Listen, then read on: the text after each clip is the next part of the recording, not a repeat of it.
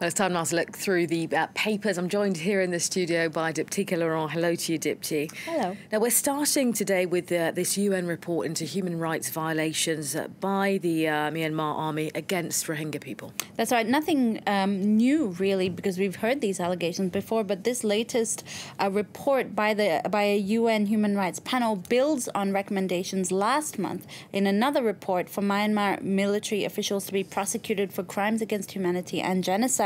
This latest report details the horrific suffering of the ethnic Muslim minority Rohingya people. I mean, we're talking about people dragged out of their homes and their throats slit, women tied to trees by their hair or hands, and they're raped and killed, infants drowned in rivers. These are really, really difficult situations, difficult details to even comprehend.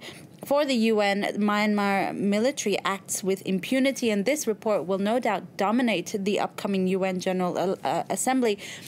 But the question is how and when will the international community really respond? For the Bangkok Post's editors, Aung San Suu Kyi, Burma's leader, is defending the indefensible by supporting this campaign against the Rohingya, at least not doing anything to stop it. And they also take to task her lack of compassion in jailing the two Reuters reporters who were trying to report on this situation, saying it's proof that she's lost her humanity that earned her the Nobel Peace Prize. OK, well, in other news, South Africa's Constitutional Court has moved to legalise personal consumption of cannabis, much to the joy of some campaigners. Well, it's making some of the front pages there in South Africa, inspiring some pretty hyperbolic headlines today. Liberation Day, that's what the Herald says on its front page, noting that Rastas are raving over the Daga ruling. Daga, a South African word for cannabis. People actually lit up pipes and rolled joints outside the Constitutional Court, a very incongruous situation after they handed down that ruling, saying essentially the court ruled that banning cannabis is unconstitutional, and they agreed with medical studies that alcohol causes more harm than drugs. The paper notes that the ruling does not allow for total legalization or for public smoking. You'll also note on the front page a very alarming article here. How high can you be on the highway?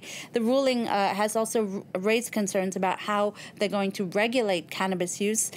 You've also got Daga on my stoop, cannabis on my sidewalk. That's this headline from another South African paper, The Citizen. All right, now next, the death of a prominent young golf champion in the US is making headlines around the world. In particular in Spain, because that young golfer, Celia Barquín Arosemena, was a Spanish national studying in the US state of Iowa. She was an amateur European champion. She was Iowa State Female Athlete of the Year. She planned to turn pro next year. She'd been studying civil engineering at Iowa State University. The 22-year-old was brutally murdered on the golf course on Monday, a crime that's put an end to her promising career. That's what El País says on its front page. It's, of course, making news also in the U.S. The Des Moines Register says that a young homeless man has been charged with her murder, but that there was no known relationship between the two of them. Suffice to say, though, it's rocked the university and Spanish sports. In fact, a minute's silence will be held at an upcoming ladies' golf tournament in Spain. All right, well, the internet is having a field day today, and that's because The Guardian has published some excerpts from Stormy Daniels' tell-all book. Stormy Daniels, of course, the adult film star who alleged that Donald Trump paid her off to keep their 2016 affair a secret. Well, she's written a book due to be published soon. Excerpts have been released by some of the media. Full Disclosure is the book. It's essentially a book about her life, her difficult upbringing, her successful foray into stripping, and then the adult films. What most papers are focusing on are her ruthless attacks on Donald Trump's manhood.